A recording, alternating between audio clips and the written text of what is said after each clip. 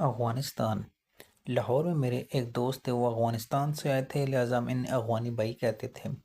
कालीनों का कारोबार करते थे और अरबपति थे। इनके पास 30-40 मुलाजिम थे, लेकिन इनमें एक भी अफ़गानी नहीं था।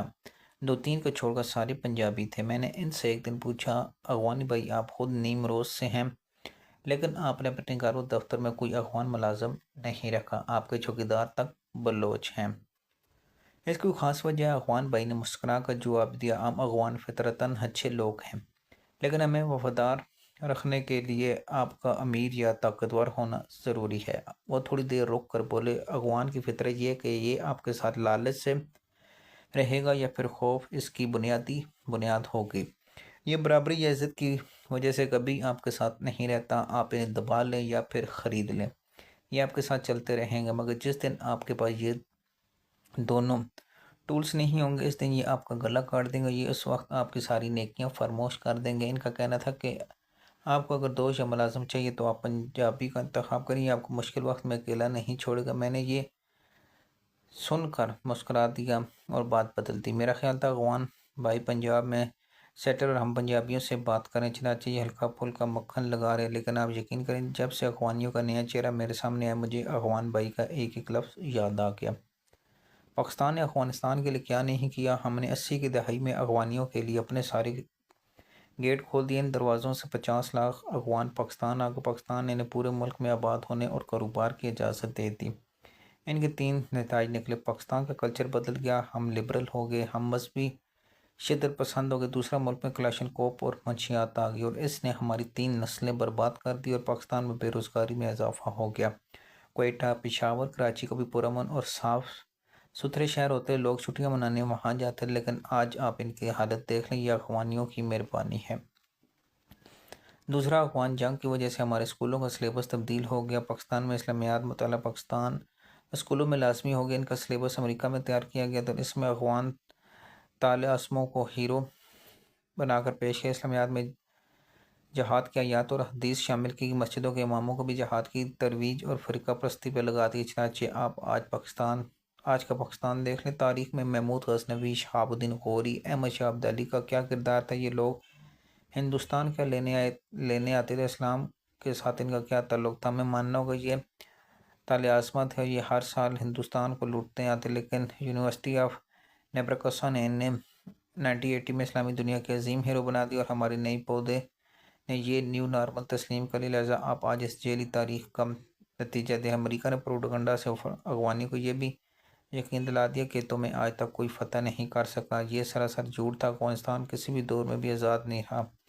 अशोका से लेकर अमेरिका तक ये हर दौर में किसी न किसी बैरूनी ताकत का मफूद रहा और इस वक्त तक रहा जब तक किसी दूसरे ने उस पर कब्जा नहीं किया। आप तारीख पढ़ लें, क्या ये अशोक यूनानियों, मंगलों, अस्बकों, ईरानियों, तुर्कों, सिखों, अंग्रेज़ों, रूसियों, अमरीकों के ज़ेर तसल्लुत नहीं रहे। हद तो ये थी कि सियालकोट के एक राजा मुनंदर उर्फ बुलंद ने भी इन्हें फतह कर लिया। इसकी हुकूमत भी काबुल तक थी। यह अफगान राजा रंजीत सिंह का भी मुकाबला नहीं कर सका। वो भी 31 साल खैबर पास पर काबिज है और अफगानियों ने चूं तक नहीं की। अफगान नाकाबिल तस्खीर है। ये फार्मूला भी पाकिस्तान और यूनिवर्सिटी ऑफ नेब्रास्का ने इनका हौसला बढ़ाने के लिए दिया। उन्होंने इसे सच मानकर दुनिया में अपने वाहिद दोस्त और मुखलिफ पाकिस्तान पर हमले शुरू कर दिए। तालिबान कौन? ये पाकिस्तान में परश पाने वाले अफगान हैं। हमने इन्हें 1980 की दहाई में पनाह दी और तालीम दोनों दी। ये 1984 में भी पाकिस्तान की मदद से इक़्तिदार में और सन 2021 में भी पाकिस्तान ही में इन्हें दोबारा इक़्तिदार में लेकर दोनों मरतबा इनके हाथों ज़िले पाकिस्तान ने 9/11 के बाद इन्हें 20 साल दुनिया भर से बचा कर रखा था। ये क्वेटा, कराची, रावलपिंडी में पाकिस्तान की पनाह में रहे और पाकिस्तान ने ही इन्हें अमेरिका के अखलाक के बाद काबिल का तख्त पेश किया और आज आप इसका नतीजा देख लें। आप तालिबान के वज़ीर ख़ारजा अमीर मुत्तका की मिसाल है। ये ख़ानदान समेत 1980 पाकिस्तान में है। ये आज भी कराची, कोटा, पेशावर में इनकी अरबों रुपए की प्रॉपर्टी है। ये कारोबारी लोग हैं, उन्होंने पाकिस्तान से खरबों रुपए कमाई, लेकिन ये आज भारत में खड़े होकर आज़ाद कश्मीर को भारत का हिस्सा करार दे रहे हैं और पाकिस्तान को धमकियाँ दे रहे हैं। ये क्या है?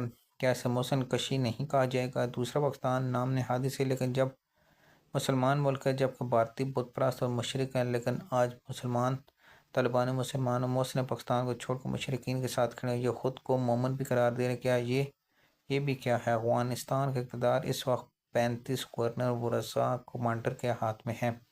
इनमें से 22 पाकिस्तान के साथ हैं। इनका ख्याल है मैं हर मुश्किल घड़ी में पाकिस्तान में पनाह लेते हैं, हमने अगर इसे नाराज़ कर दिया तो हम कल कहाँ जाएंगे, जबकि बाकी 13 पाकिस्तान के सख्त मुखालिफ और बदकिस्मती से ये इस वक्त फैसला कौन पोजीशन में। आप ही ये जानकर हैरान होंगे कि ये 13 कमांडर लीडर भी बरहा बरस पाकिस्तान में रहे और पाकिस्तान ने जी जान से इनकी हिफाजत की। तालिबान के सुप्रीम लीडर मुल्ला हयातुल्ला अखवानज़दा हैं। ये 1979 में ख़ानदान समेत कोयटा शिफ्ट हुए और 1996 तक कोयटा में तालीम भी पाकिस्तानी मदारस से हासिल की। ये सन 2001 में दोबारा कोयटा में पनाहगीज़ हो गए। पाकिस्तान ने दोबारा 20 साल दुनिया भर से छुपा कर रखा। ये इस वक्त पाकिस्तान के दुश्मन नंबर 1 है। ये भारत और अमेरिका दोनों से डॉलर वसूल करते हैं और पाकिस्तान पर हमलों की इजाज़त देते हैं। सदर इब्राहीम तालिबान के नायब वज़ीर दाखिला अक्सर वज़ीर दाखिला सिराजुद्दीन हक्कानी है, लेकिन पाकिस्तानी हमदर्दी होने की वजह से सुप्रीम कमांडर इनके अख्तियार सलब करके सदर इब्राहीम को दे दी। ये भी पाकिस्तान के सख्त मुखालिफ इनकी ज़िंदगी का बड़ा हिस्सा पेशावर में गुजरा और पाकिस्तान ने इनकी मेज़बानी की। मुल्ला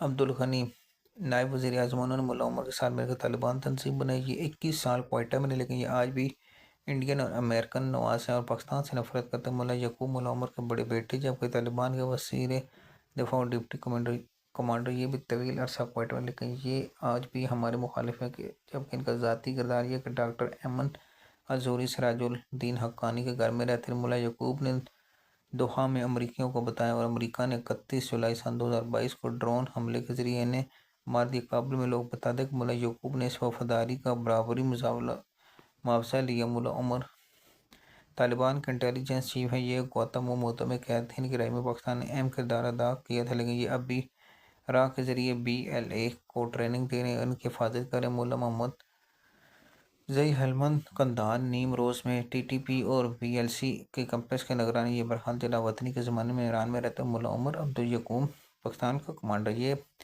कंधारी अंतई सख्त मिजाज, ये पाकिस्तान TTP का ट्रेंड शुमार है। इसने पाकिस्तान में अंगूर डकरी 300, मेहरान शाह के 200 और इस्लामाबाद और पिंडी कोटा के 500 देशा पाकिस्तानी दारुल के बेकायदा गुफ्तगू रिकॉर्ड की, जिसमें ये पाकिस्तान में टारगेट बता रहा। कंधारा में इस वक्त मुल्ला उमर के 300 खुश आवर तैयार बैठे हैं। उन्होंने कोर कमांडर बलोचों को पर्सनल लैंडिंग, जबकि कंधार और काबुल में इंडियन मारीन तालिबान को मिसाइल बना कर 2-3 माह में तालिबान पाकिस्तानी तैयारों पर मिसाइल दागेंगे। इस जंग में तालिबान ने 2 रूसी मिसाइल दागे। ये इन इंडिया ने काबिल इस्तेमाल करके दिए। सरहद पार से ये खबरें भी आ रही डॉक्टर अहमद जूहरी ने बादशाह में रूसी यूरी बम छुपा रखी। तालिबान का हाथ लग गया और भारतीय मारीन इन्हें ये चलाने की ट्रेनिंग दे रहे हैं। लिहाजा अब पीछे क्या रह गया, पाकिस्तान के पास अब लड़ने के अलावा कोई ऑप्शन नहीं, वरना तालिबान इंडिया के साथ मिलकर पाकिस्तान को धमाका कर देंगे। अफगानिस्तान तारीख के किसी भी हिस्से में अजाई हमेशा किसी न किसी आलमी ताकत के जेर तसल्लुत रहा। लिहाजा इससे निपटने का सिर्फ एक तरीका है, ताकत या फिर रकम। अमेरिका रकम देकर जान छुड़ा रहा है, जबकि हमारे पास ताकत के साथ कोई चारा आपको इनके सामने खड़ा होना पड़ा, वरना ये आपको बैठने के काबिल नहीं बनाएगा। नजर इस तरह की रिकॉर्डिंग कॉलम सुनने के लिए चैनल को सब्सक्राइब कर सकते हैं।